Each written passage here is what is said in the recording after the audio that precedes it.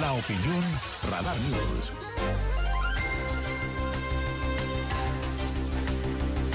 Bueno, gracias. Son las 7 de la mañana con 47 minutos, 7:47. Está aquí en esa mesa de trabajo y le agradezco mucho la diputada y además le agradezco mucho a mi querida Betty Marmolejo en el Congreso queretano, en la 60ª legislatura del Estado de Querétaro, trabajando en un tema muy importante que tiene que ver con los derechos humanos. Pero hoy particularmente, bueno, pues hablaremos del tema de la reforma judicial. No sin antes, mira, querida Betty, no sin antes agradecerle a Andrea Perea. Me dejó esta muñequita, se llama Pueblito y además está hecha, elaborada con manos de artesanas del pueblito y con vestidos típicos, colores, telas típicas del pueblito, sus aretes, en fin. Una chulada, una hermosura, esta muñequita Pueblito que me hizo favor de traernos el día de hoy a regalar mi querida regidora Andrea Perea. Bueno, muy amable, gracias como siempre, que tengan buen día. Mi querida Betty Marmolejo Rojas, ¿cómo estás? Bien, Aurelio, muchas gracias. Pues aquí amaneciendo con las noticias que, si bien ya las podíamos percibir en qué sentido venían, sí, pues hasta que se ejecutan, hasta que suceden, es que tal vez se dan las reflexiones que en el tiempo debimos estar habiendo sido previsores, ¿no? Sí, claro. ¿Faltó eso? ¿Le faltó eso al PAN? Hemos hablado en diferentes ocasiones de lo que implica la división de poderes, de lo que implica una reforma y lo que tiene que ver con la protección de los derechos humanos de este tamaño.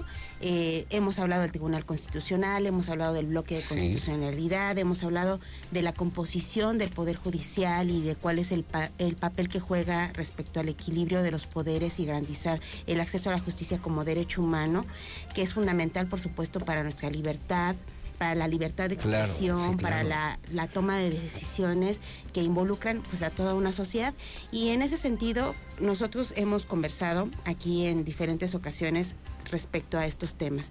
Sin embargo, creo que la forma en la que se aprobó la reforma el día de ayer en el Senado deja muchos temas para el análisis y para la reflexión. ¿Cómo cuáles? Lo que tiene que ver con la participación ciudadana. También creo que estos pronunciamientos, tanto de la academia como del sector empresarial, como incluso de organismos internacionales, de otros países que tienen una relación democrática y comercial, económica con México, tal vez llegaron un poco tarde. ¿Por qué? Porque esta reforma se ingresó desde el 5 de febrero de este año. Y hasta ahora estamos profundizando reaccionando, ¿no? En lo que se debió de haber previsto. Si bien tal vez no íbamos a cambiar la posición de estas personas que están hoy en el Senado y que han tomado la decisión, sí pudimos haber llevado a la reflexión a la sociedad. Sí. Y bueno, esta reforma todavía tiene unos pasos a seguir, va a ser turnada a las legislaturas, también tienen esa mayoría como para poderla aprobar. En 18 estados tienen mayoría calificada, 25 mayoría simple. Así es. En el caso de acciones legales, pues todavía existe la posibilidad de una acción de inconstitucionalidad, 2/3 partes de la composición de las cámaras. En Cámara de Diputados se alega una violación al proceso legislativo al no hacer la verificación del quórum en todos los momentos de la sesión. En el Senado, pues ayer lo vimos, el cambio del recinto de forma momentánea, la ausencia forzada de algunos de los integrantes, de un integrante del Senado con la detención de su papá y de su familia en Campeche, el uso de las fiscalías para presionar a diferentes legisladores, una serie de situaciones que están para la reflexión y para el análisis de qué toma de decisiones. Le restan legitimidad a esta reforma, a este proceso, y te pregunto también, ¿están en riesgo, están en peligro los derechos humanos, están en riesgo, en peligro las libertades, la división de poderes? ¿Sabes qué yo pensaba ayer, Betty Marmolejo, después de esta resolución, después de esto que vimos, este espectáculo que vimos el día de ayer en el Senado de la República en México? Bueno, pues ¿qué te queda de ministro, no? Entregar la la toga y decir, señores, hasta aquí llegó la Suprema Corte de Justicia. No hay más Suprema Corte de Justicia de la Nación. Háganla como se les dé la gana. Fíjate que en el documento, en la propuesta que entrega Norma Piña para pues reflexionar y poder modificar, adicionar, reservar el dictamen o el decreto que se estaba enviando al Congreso de la Unión, hay datos muy interesantes. Es una reforma que ella presenta con datos del INEGI respecto a los retos y las propuestas del Poder Judicial y por qué tal vez estamos llegando a esta circunstancia. Y dentro de los datos que señalaba Norma Piña, que no son de su autoría, sino son más bien de fuentes oficiales como el INEGI, el diagnóstico de las policías en nuestro país, en los diferentes órdenes de las fiscalías, hay datos bien interesantes. ¿Cómo cuáles? Por ejemplo, el Diagnóstico Nacional sobre las Policías Preventivas de las entidades federativas, desde el inicio del sexenio en México, señala que había un policía por cada 1,000 habitantes. Ajá. Y se reportó que el salario promedio de los policías era de 9,933 pesos mensuales, salvo las excepciones en estados en los que los gobiernos locales han generado mejores condiciones, como es el caso de Querétaro. Sí, claro. La Comisión Interamericana de Derechos Humanos concluyó que las facultades y tareas de la seguridad conferidas a las Fuerzas Armadas en México, en las que se distrajo sus funciones originales, han provocado un aumento a las violaciones de derechos humanos muy graves, principalmente desapariciones forzadas, ejecuciones extrajudiciales, denuncias de tortura y todas perpetradas en la mayoría por militares y por agentes estatales. El informe del Observatorio de la Guardia Nacional también señala este tipo de indicadores y la Comisión Nacional de Derechos Humanos registró 4,800 quejas por presuntas violaciones de derechos humanos en contra de la Sedena y de la CEMAR. Quejas. Eso respecto al tema de policías. En esta información que entrega la ministra Norma Piña también, de datos oficiales, no datos de la Suprema Corte, señala datos muy interesantes, particularmente lo que tiene que ver con las fiscalías. El sistema de justicia no solo involucra a la Corte, y al Poder Judicial, sino también a las en la administración de la justicia, sino en la procuración de justicia, donde están las fiscalías. Así es, y este es un tema bien importante porque la procuración y la impartición de justicia involucra a muchos servidores públicos. De los datos que señalaba el INEGI, decía que 26.8 millones de delitos en el país fueron registrados durante este año. 27.4% de los hogares mexicanos reportaron que por lo menos un miembro de su familia fue víctima de un delito.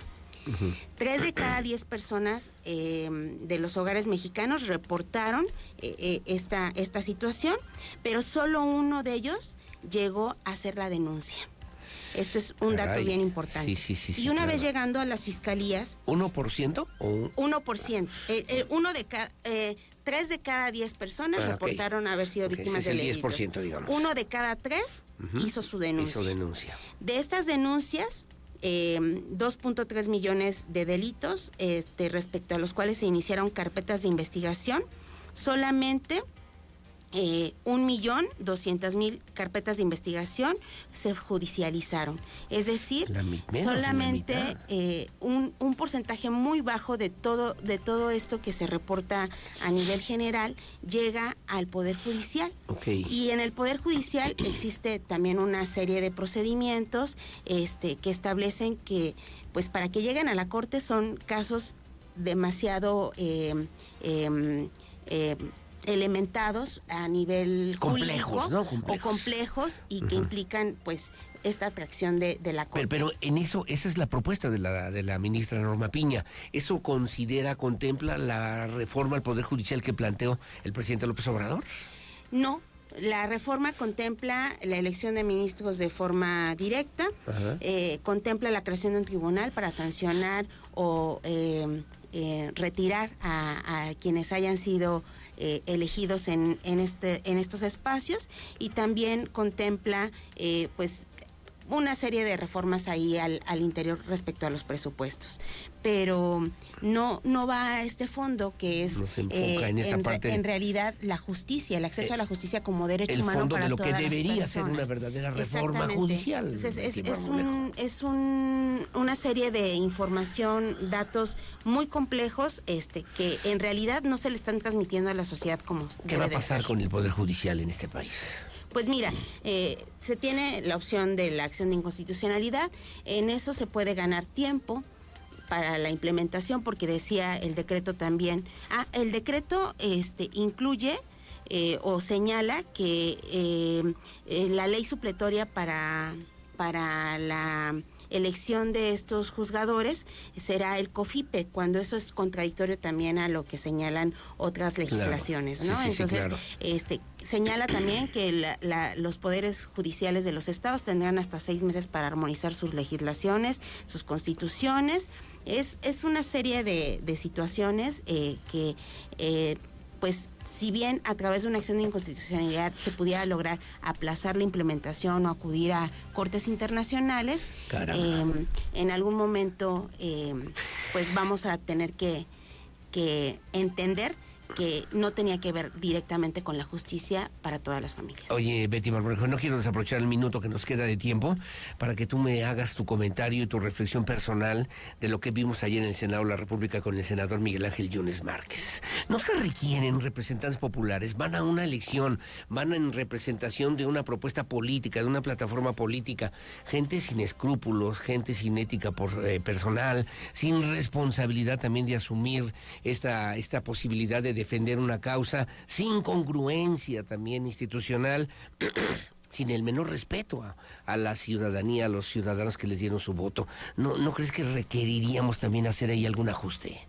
Por supuesto, y esa reflexión queda, por supuesto, para seguir promoviendo la participación de las y los ciudadanos en la toma de decisiones de orden público, que es un derecho humano, que la ciudadanía nos involucremos independientemente de la postura política que tomemos, que nos involucremos para fortalecer nuestras instituciones o las que nuestro sistema democrático establece para poder tomar estas decisiones y participar, y también pues el saneamiento al interior de los partidos políticos, porque yo tengo alrededor de 25 años de militar en Acción Nacional, y cuando llegué con ideales, me formé en una doctrina, me formé en un trabajo social, ciudadano, para poder hacer una carrera también política. Marmolejo, sí, y he pasado por muchísimos espacios, no tan solo en el servicio público tengo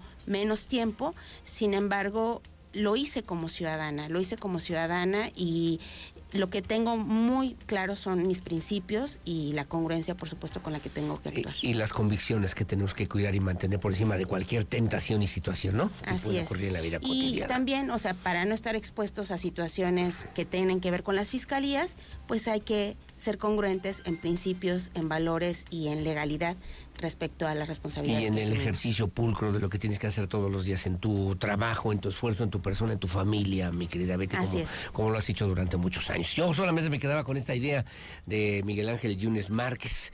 No cabe duda, decía la abuela Pava, que un traidor puede más que 1000 valientes.